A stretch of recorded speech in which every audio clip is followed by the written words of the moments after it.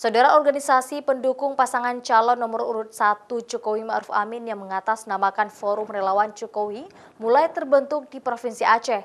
Tim ini nantinya akan berkampanye lewat konten digital, memanfaatkan media sosial, dan memperkuat tim pemenangan daerah. Organisasi resmi pendukung paslon nomor urut 1 Jokowi Ma'ruf Amin, yaitu Forum Relawan Jokowi ini sudah terbentuk di Aceh. Aceh for Jokowi ini melakukan kampanye Jokowi Ma'ruf Amin lewat digital konten dan memanfaatkan media sosial.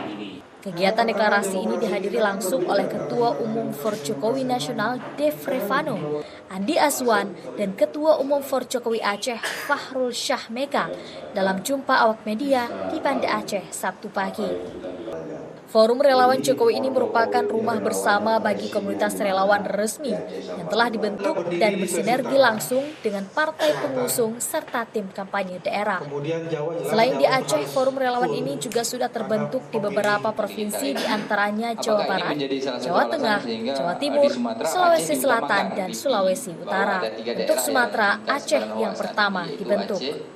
Tugas dari organisasi relawan ini adalah bagaimana kita juga membantu, walaupun kita berdiri independen, kita bisa bekerja sendiri, tapi sinergitas ya, itu dengan TKD sebagai tim kampanye daerah yang resmi, itu kita bersama-sama.